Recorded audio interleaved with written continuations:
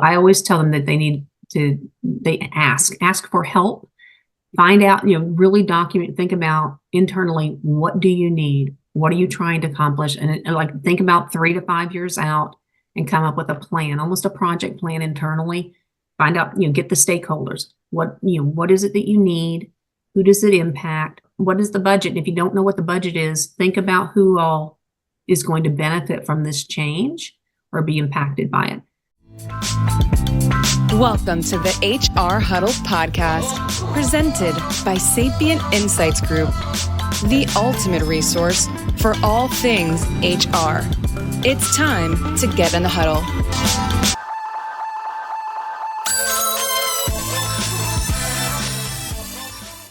Hello, everyone. Welcome back to the HR Huddle. I'm your host, Teri Zipper, CEO and Managing Partner at Sapient Insights Group. And I'm back for another episode of HR, We Have a Problem. This is the show where we break down the big and most relevant HR issues of the day. We help you make sense of what they mean for you, and we talk about what you might do about them. Joining me today is Holly Larson. Holly is an HR technology consultant at USI, and she leads the content committee for the Advisor Collective. The Advisor Collective is a nonprofit association that's made up of a group of consultants, brokers, advisors, managed service providers, all sorts of people that work together to support and really go to bat for smaller organizations when it comes to things like benefits and technology. Welcome, Holly. Great to see you. You too, Teri. Thank you. I am super excited about this conversation today because I feel like it gets us into some of the nuts and bolts of things. Some of these conversations tend to be a little more highbrow, thought-provoking, don't necessarily get into like how to get stuff done. And I think you and I are going to have fun doing that today, just really talking about how to get into and get some things done at the detailed level. All right, let's get into the weeds. Yeah. So I know you spend a lot of time with like small to mid-sized organizations making employee benefits, broker, technology decisions. And we have been talking about really putting together some content for that. And from the Advisor Collective, that would be helpful, not just to our fellow consultants and brokers, but would be useful to employers as well. Mm-hmm. So based on that conversation, I think it'd be fun to really get into that process, talk about some of the things that need to happen, how to prepare for them. And maybe we'll do a little bit of role playing in this process. Does that sound like a good plan to you? Sounds great. All right, then let's get into the huddle. Okay, let's do it. Let's do it. Some of the things that we do at USI and I've done as a consultant over the years is, we really try to listen to each client. From all the research that you've done that not every solution is going to meet the needs of every client. Yes, it's great and helpful to have the various quadrants that are out there and comparisons, but you really have to listen to those clients' individual needs, not only where they are now and what technology they have in place, but where do they want to be 3-5 years from now? I mean, let's face it, beyond that, none of us knows what's going to happen. I mean, a year ago, we weren't talking about Chat GPT and AI every single day, and now we are. Right. So who knows what we're going to be talking about in 5 years? But where do they want to be from an organizational standpoint, and how does the technology that they have in place fit into that plan? Does it fit? Can we make what they have work with some tweaks, some optimization, if you will, or do we really need to look at some point solutions that can enhance that, or do we need to replace it? Maybe their business model has changed, or their provider's business model has changed, or they've just simply outgrown it. So that's kind of where I start, people, processes, and technology, those three big buckets. Yeah. And then we narrow it down to some other buckets, right? If we're going to go out to market, whether it's with human capital management, HCM, or Ben admin solutions, look at that technology. We talked about that. Also look at their budget. That's really important because there's a lot of ways. I always say to get to point A to point B, it could be a Maserati or it could be a Mazda. I need to know what your budget is because I don't want you to fall in love with something you can't afford. It's okay Mazda's great. It'll work. Let's talk about that. And it's really important because we don't want to waste anybody's time. We don't want to waste their time. We don't want to waste the vendor's time. The Yeah. other thing that I look at is culture. What's your company culture like? What's your organization's culture like? Are you that person that has to have that next iPhone? You have to have the one that's coming out. You got to have all the newest, latest, greatest. Or are you kind of one of those people who's, let's just see how this is going to work before we bring it in. I need to Yeah. know these things too. How's that going to work? What kind of support model do you need? Are you a DIY kind of person? You just want to do it all? Are your employees really self-reliant? Or do you need some hand holding? That helps me too. And then what's your timeline for this change? Is there a pending event? You've got to get this done? Or do you have time to be more methodical and take time with your selection process and your implementation and deployment of this new technology? Because if you're in a big hurry, that may eliminate some right off the bat just simply because they cannot get you in their production queue more quickly. Yeah. So that's kind of the high level of how I do what I do. And there's a lot of technology out there from an HR perspective, just a ton. And they all kind of have their own niches, right? Some of them are trying to move up market, but the reality is when you're looking at some of these, you really need to be focused on the ones that typically serve your market. Yes. And, there's going to be bells and whistles, but generally, they do a lot of the same things.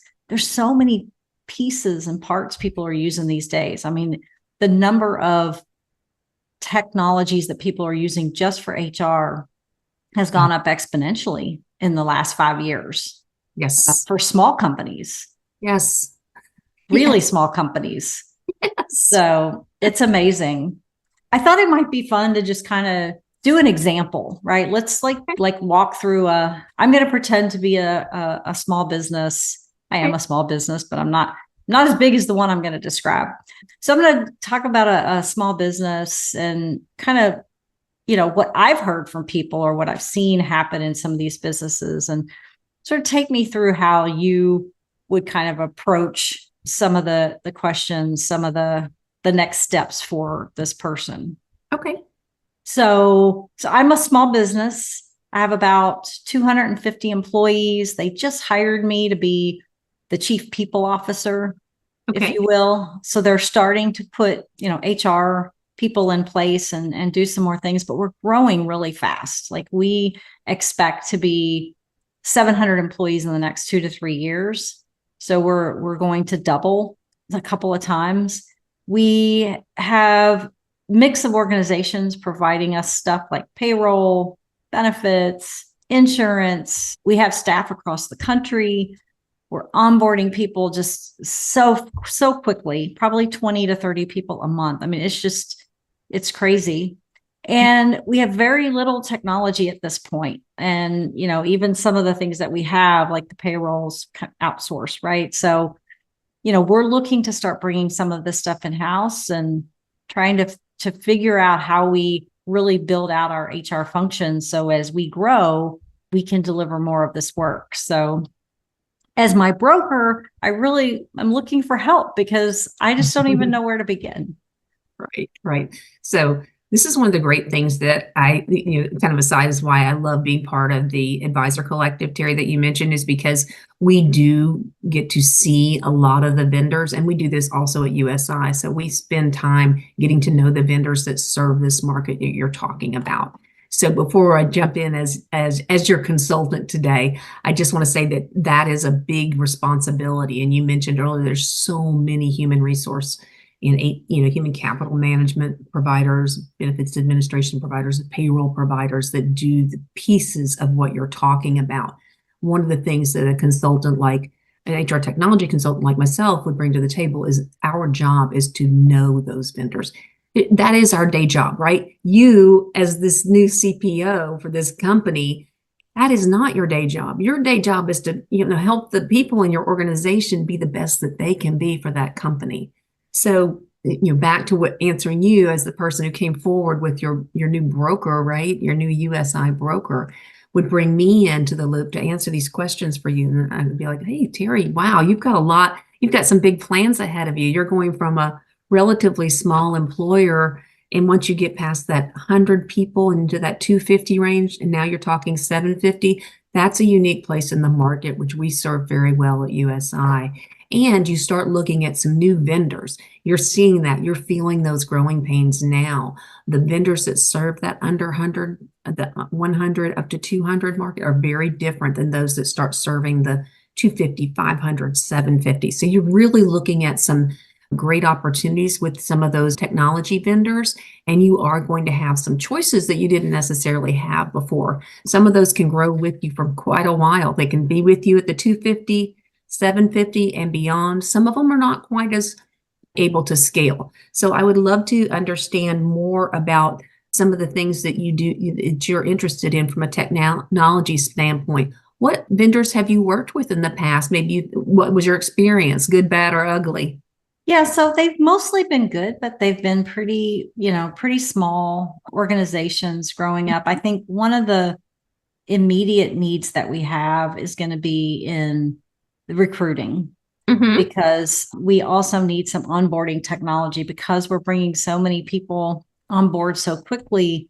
We really need a way to be more efficient and effective with getting them up to speed, getting them onboarded onto their teams and things like that. So I know that's one area that, the current solution that we have is just not meeting our needs. And so, but it's just such a big pile of things, right? So, how do we get to the beginning? That's where I'm sort of stuck. I'm like trying to figure out, okay, we need payroll. We need, some bin admin capabilities. We need recruiting. We can do all of that for you. It's like, how, where do we start? Like, help me think that through. I think what you're doing is exactly the way to start. What are you looking for help in? And then we can put that together. If we look at what is referred to as an HCM or human capital management solution, the core is the payroll and the time, and then we can add benefits, and we can also look at the talent suite that you're talking about and look at the whole employee life cycle, which I think would help you as a chief people officer, right? You're talking about the recruiting and onboarding, a good HCM solution, and you're in that size right now as an employer that you can find one that has all of those pieces. So as you're ready, and you can add them on as you need to. You may not want to bite off the whole thing right away, right? You may just want to dig some of those pieces, and you have a really good candidate experience. Use some of those job boards that might be helpful for you. You can add your own job descriptions. They have AI that can help you write good job descriptions. And you can get your managers involved in the approval process if that's something you would like. And then that's just one clean experience. It takes that information, puts it into your onboarding. So you're not having to redo things. Your recruiters are not having to re-enter things. You're not having to chase people down. Yeah. Great experience for the employees. Because let's face it, everyone has their own device. I'm sure yours is sitting right next to you, right? Yes. Use that, right? And then as we speak. Right. And then the employee, once you've decided, do you want that candidate? Because let's face it, 20 somethings and 30 somethings are not easy to find these days. There's a shortage of talent everywhere, whether that's somebody in service, or if it's somebody on the front line doing manufacturing. Wherever you are, there's a help wanted sign somewhere. Yeah. So we can get those people on board quickly, and they can actually start enrolling in their benefits and even doing some training, whatever you need, prior to their first day of work. So they're ready to go and they've already are part of your company. All those things, you get a good employee experience and feeling like they're part of your organization. Get the benefits. It'll integrate with time. Yeah. And the payroll. If ACA is a concern, because you said you're in several states and you're growing, they all have different requirements for those kinds of things, right? And the benefits are different. Sometimes some places require you to have age bands, some don't. You've got a lot of different requirements. Your broker can help you with that plan design, but that can tie in to your HCM with the benefits solution module. You can have all of that in communications. You can have some guidance to encourage your employees and their dependents to choose the best plan that's right for them, and the risk that any health risk they may have, but also any financial concerns that they might have. What makes sense for them. All of that can be together in one solution, if that makes sense for you and your budget and all those things we talked about. Yeah. Oh, budget. Yeah. So Yeah, do you budget. think, so, we're small, but I Mhm, think, I want to look at multiple solutions. mhm. Do you think we need to go out to bid? And is that something that you can help us with? And, Absolutely. how do Absolutely. you look at like, what's your process, or what are the data analyses that you use to kind of figure out what would be smart for us? Okay. Well, what I'd like to do, Terry, since we've had this conversation, you've given me some good information. I have a very simple document that I can send to you afterwards, and you can complete that for me and give me a little more information about some of the systems that you do have in place, including, what you're using for your finances, for example, who some of these other, where some integration points would be. So I understand that. I want to make sure I'm bringing forward vendors that, meet your technical criteria. And then I will bring forward probably 3 that I think would be good fits for you, and we'll talk about them. If for some reason you're not happy with one of them, we might have another one we'll bring in. I think 3 is plenty to look at. And what we'll do is I'll have a briefing with them and let them know about your organization, what you're looking for, and then I will actually introduce you to those vendors. They'll have additional discovery so that they can create a tailored demo experience for you. Nothing, not a canned one, you can go out to their website and see those, right? No, they're going to tailor something for you and anybody else that you want to be engaged in that process. And then within a week, they will provide a proposal to you. And then we will get back together and you and I can discuss what that looks like. Now, I have relationships with these people. They know that they know I know what this should cost. And we're going to make sure that you get the best possible pricing for that. So, wow, you can get a proposal back in a week. That's Yes, awesome. I certainly can. And I will. So, how long do you think this whole process will take? Us having this conversation to, getting a proposal out, to making a decision and getting something implemented. Okay, so typical process, it always depends on scheduling. And this time of year, we're getting kind of different. If Close depends. to Jan 1, yeah. Yeah, we're getting close to January 1. So everybody wants this, but because of your size and depending on how quickly, it's all about scheduling, right? It's always all about scheduling. Clients typically don't think it's going to take as long as it does, but it does. And I don't know enough about I don't know if your legal is quick or if you have contract, outside counsel. That is the big snag. Sticking point. Mm-hmm. Yeah. With a company your size, we could probably get through this entire process in 60 days. The evaluation and selection process could even be quicker. I had one not too long ago do it in 45 days, and they were larger than you are. They were 795 employees. Got through it in 45 days. Wow. From start to signature. That's great. Done. We only looked at 2 vendors because she eliminated one right off the bat. She said, nope, I know enough about them. We don't have to go. I've already seen a demo. I'll keep them in my back pocket. She just ready to go. So we can do that. I can move as quickly as you can as long as we can get everything scheduled. And the implementation for the payroll and the time, which have to come first, you got to get those set up because you got to know where your deductions are going, right? And you have to be able to track those things. That's going to take, for a company your size, it's going to take 60 to 90 days. And then the ben admin is going to start after that. It's going to be another 60. I would say probably another 60 days for your size, maybe 90, but I doubt it. Then you've also got the carrier feeds after that. So that is where that's the big snag. The carriers are always. It takes time. Mm-hmm. Yeah. So we'll run right up into the benefits open enrollment period, right? When is your OE, Teri? November. Okay, so we can do it. We can do it, but it's going to be tight. We don't have time to waste. Now, your other option would be we can do everything, pause for open enrollment this year, stay on your current plan, and then do an off cycle. You could still do the payroll, and then you'd have your ACA and payroll with your new provider, whoever that might be, then start your benefits later. Doesn't really matter when you start the benefits as much. It's a little messy, but it's not. Right. Or you could do an off cycle, start with everything and start like an April 1 fresh quarter. You'd still have 2 providers for ACA the following year, but I'm not sure it's not the end of the world. It's not the cleanest, but there's some options. We have some options. It depends on what makes sense for you and your organization. I know you're growing quickly. but I know you also want to make a good decision because this is, getting it right is important. Yeah. And I want to be thinking out into the future, right? Because it would be very easy to buy something that fits our needs today.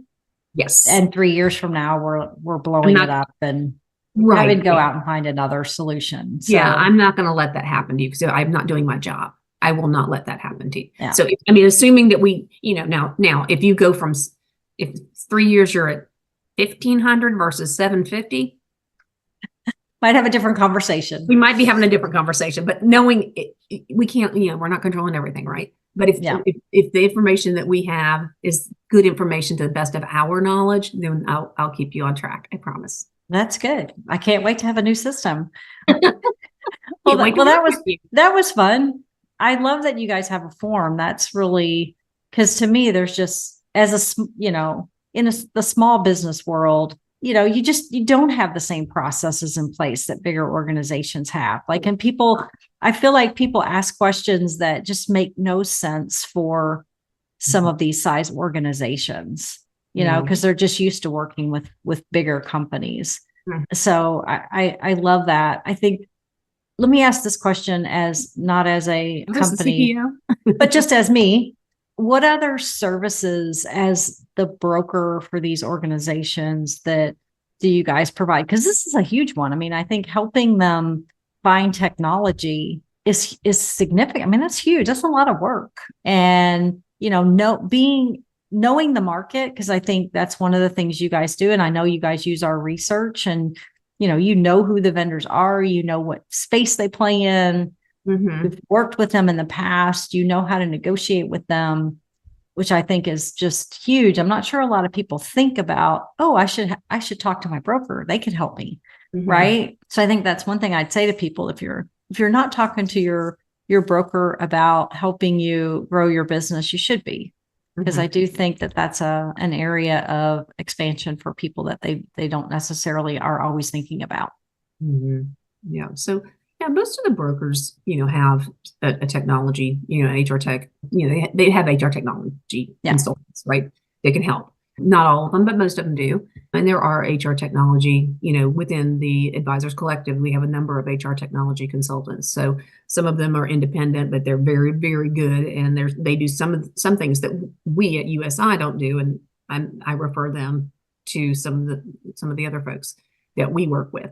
So there are a lot of HR technology consultants out there, some independent, some smaller firms that basically do what I just described in some way, shape, or form.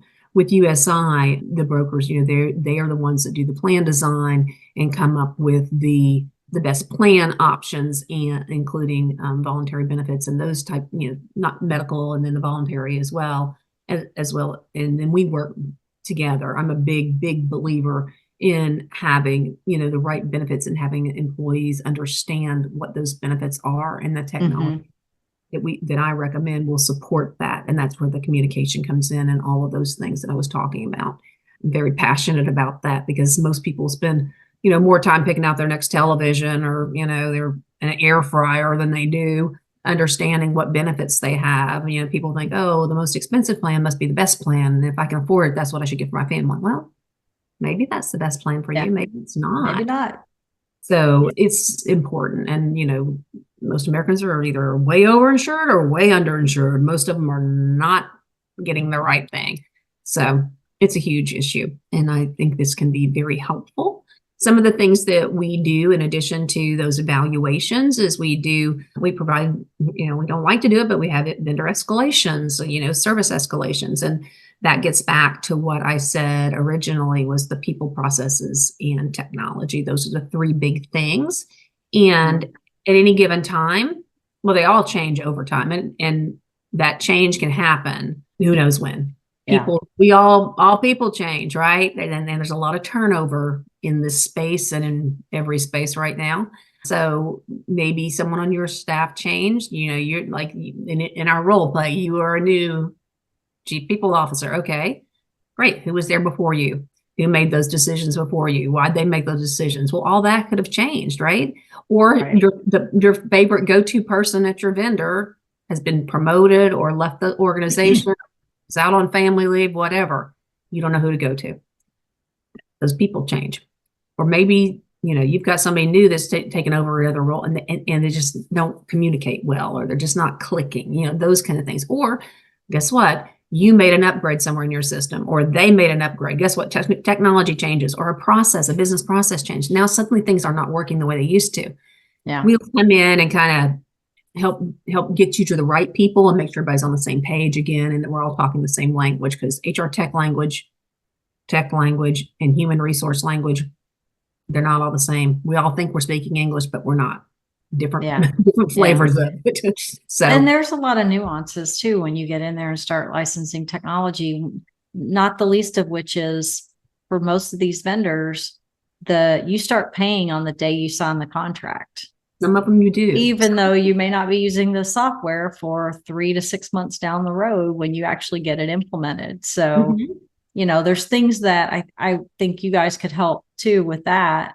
And not all of them are that way, but some of them are. And that's a big aha or a gotcha for some people. So you have to, it's things you have to watch out for, right? And who's helping me, watch out for those things, right? I sold software, I sold the benefits administration, I've sold payroll, I've sold time, done a lot. So I am very much aware of that.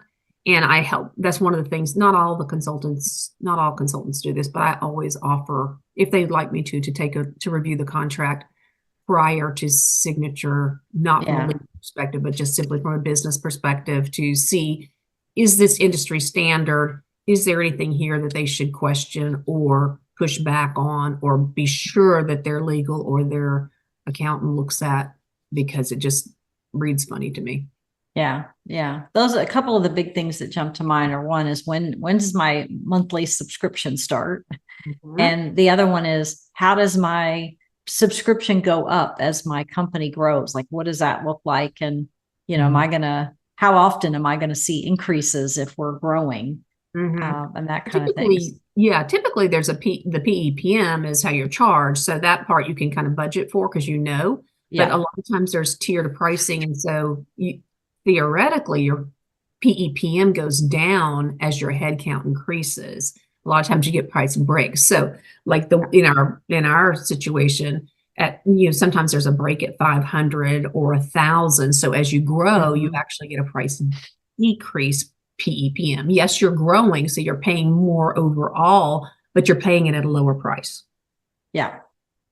And for people that don't know, tell them what the PEPM is. Yes, that's another acronym. I'm usually pretty good about that. Lots of acronyms.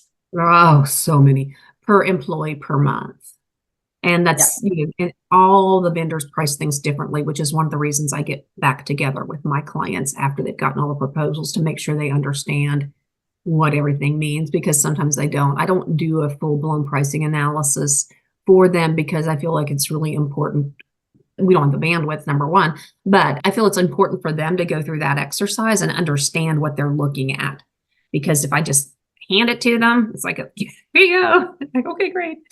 I really kind of think it's important for them as a team to go through that exercise, and I'll answer the questions for them. And if they miscalculated something, I'll point out, so no, that's a monthly fee. No, that's an annual fee. No, that's a per pay period fee. And I go through all of those things for them and make sure, I'll look at what they've come up with and make sure it's accurate based on what the proposal says.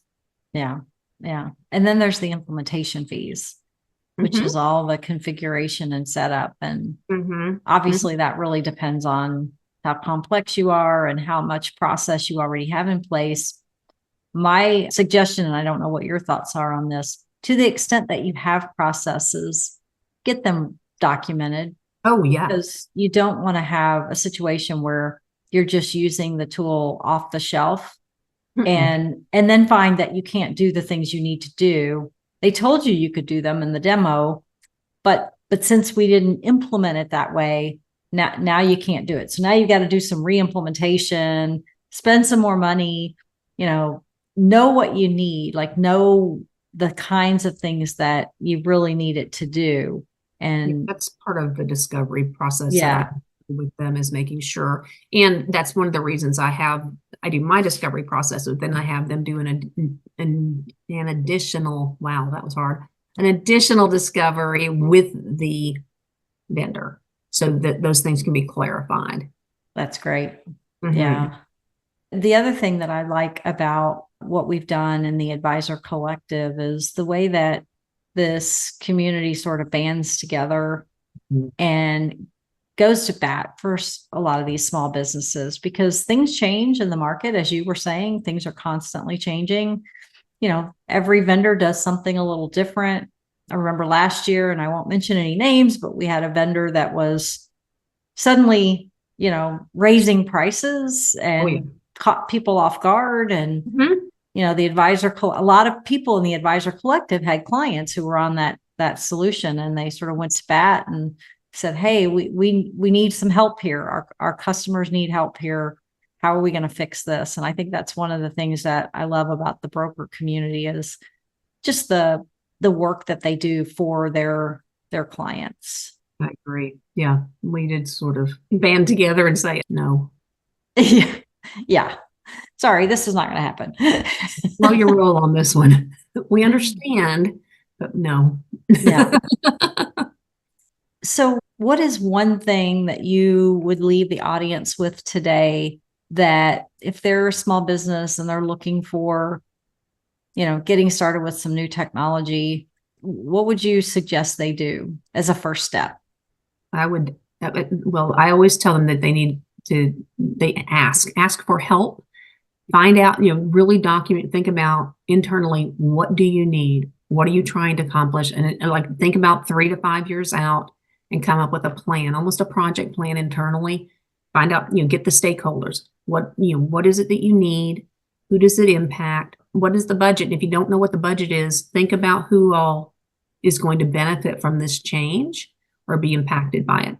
So in this case, we're talking about HR technology. So it's not just HR and benefits, right? It's all the things you were talking about earlier. You're bringing on new employees. Well, that's every single department in your company, right? That impacts everyone. So think about that. When you're talking about total rewards, that's finance. It's not just the payroll. So there's got to be budget everywhere. Everybody benefits. So how do you impact it? Who are you providing reports for? Those people are impacted too.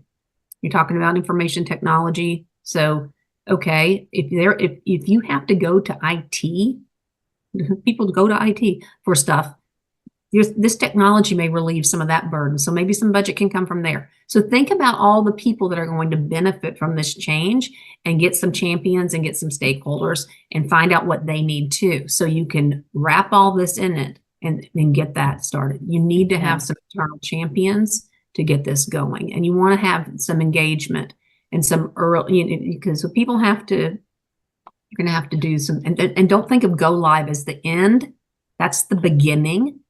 It's a deployment. It's not just the implementation. You have to deploy this. It's a change that you have to adapt to adopt.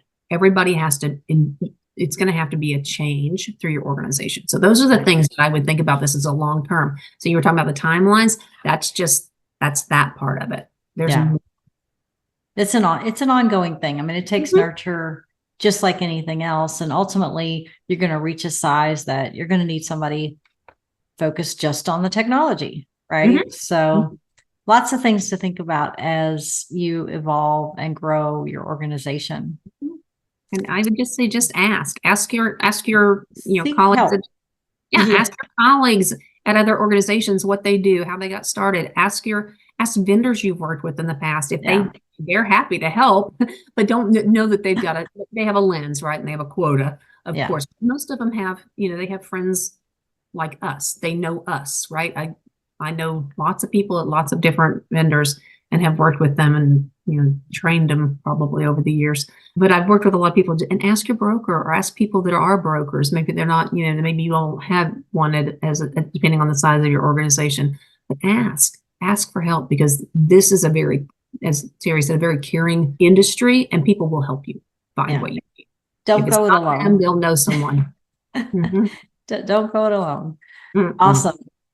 Well, Holly, I want to thank you for joining me today. This has been a great conversation. I hope anybody that's looking to grow their business and drive through HR technology, that this gave them some help and a person to reach out to if you're looking for some questions and some help there. Absolutely.